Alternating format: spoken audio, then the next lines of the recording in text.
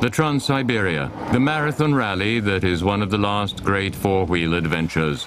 2 weeks and 7,200 kilometers from Moscow across Russia to the heart of Mongolia. At the end, heroes will have emerged, but also dreams will have been shattered, like those of Team America last year.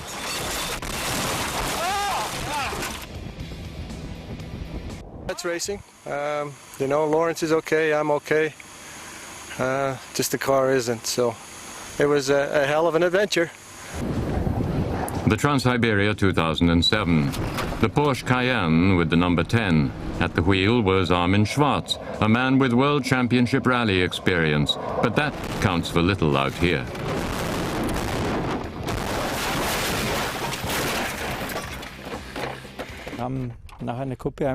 After a little hump in the track, we missed seeing a ditch. We went into it nose first, hit hard on the undercarriage and then flipped over. And so this year he's out for a win. He drove in WRC rallies from 1988 until 2005, was twice German rally champion, and his greatest success was the European champion title he won in 1996. In August 2005, he retired from regular motorsport, but the Transsiberia was always an itch he needed to scratch.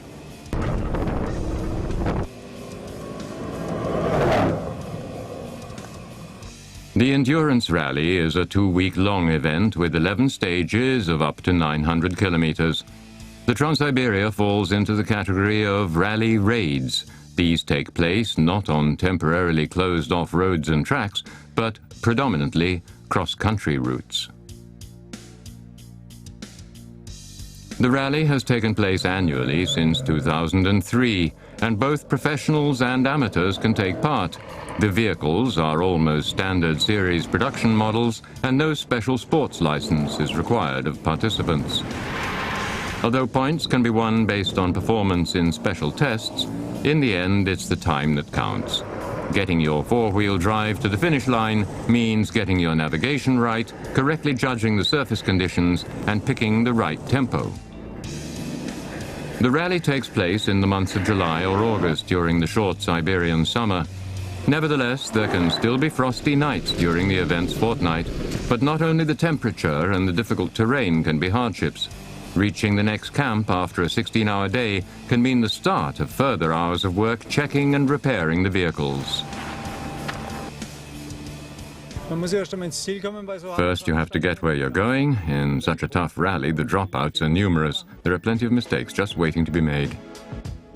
The route of the rally starts in Moscow, makes through Central Asia until the survivors reach Mongolia in the east. From Europe, then to Asia via the Urals, the Altai mountain range, the plains of Mongolia, and the Gobi Desert. July 2008, the start on Moscow's Red Square for 64 teams from 24 nations.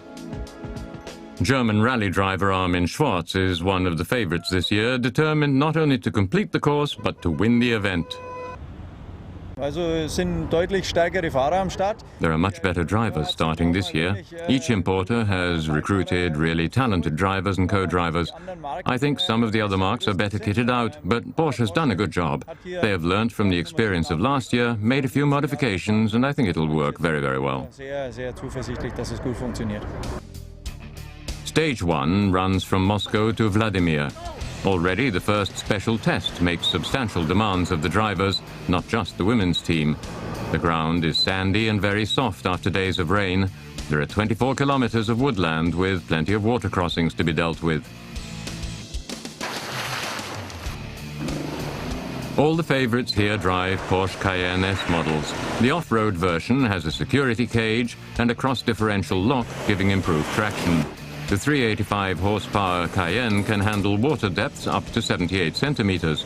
In spite of this, however, every second vehicle gets stuck in deep water. Help is at hand, though.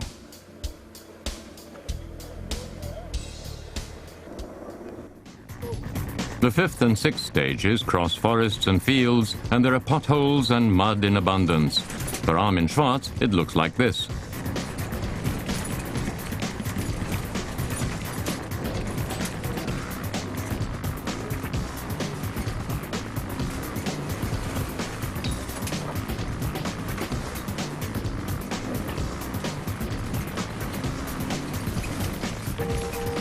But even on these narrow trails, overtaking remains a possibility.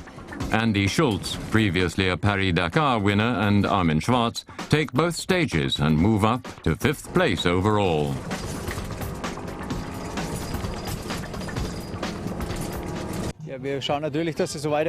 Now we have to see if we can go on like this. After these results, it would be great to go on. I find the rally's atmosphere really good and our car is really well prepared. The Mongolian border, not far from the Russian town Kosh-Agash. Formalities entail no problems, but processing the 70 vehicles takes a full day. The first entry in the road book for Mongolia reads, "No more asphalt."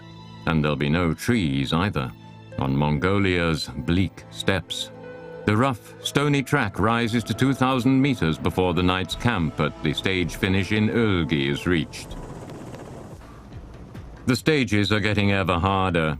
400 kilometers through the Gobi Desert, then a climb to the highlands at 2,000 meters. These are challenges for man and materiel, and for Armin Schwartz. His Porsche gives up the ghost. Problems with the electronics slow the vehicle down and finally forces it to a stop. Fortunately, Team America is on hand to help, but the German team slips from 2nd to 3rd place overall. We have no more electricity. The lights have been kaput for the last 50 kilometers.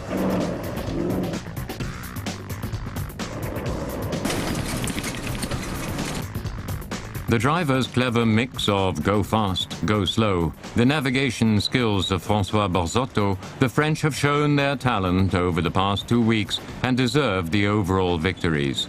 The winners of the Transsiberia 2008. With a lead of 2 hours and 15 minutes, they triumph in Ulaanbaatar over the 2nd-placed Spanish.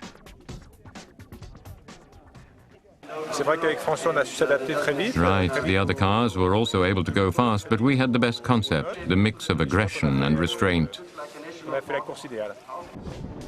15 days, 14 stages, 12 special trial stages, and 7,200 kilometers.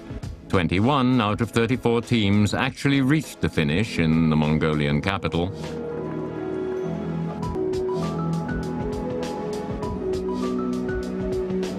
Third overall was the German team, Armin Schwartz and Andreas Schultz, and they had 6 stage victories out of a possible 14 to their credit.